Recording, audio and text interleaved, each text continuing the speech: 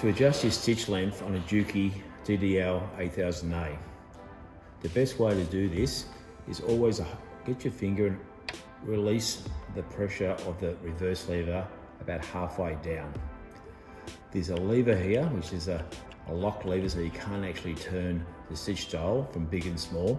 You press this back and we can turn the dial to a smaller number to give me a smaller stitch length, which is on 1, which would be approximately 1 millimeter in length, or to a larger number, which is maximum of 5, which would give me 5 mil in my stitch length.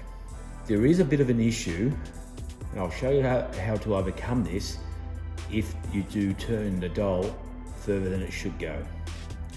The problem is sometimes some machinists and operators, when they press this lever back, instead of just using the end part and pressing it back, they actually press the whole plate back.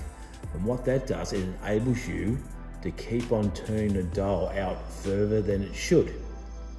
When you go past the maximum and then release this and then go back and try to get back on a small stitch, it's gonna be now on 5 mil. It will not go smaller.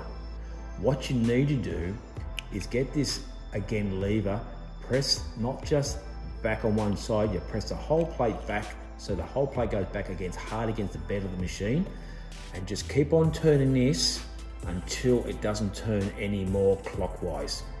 Then release it. And now you'll find as I press it, we'll have a 1 in the stitch length, and then if I press that back and as I change it, we're able to go back to number 5 as a maximum, and it will lock there. It should not go past that point.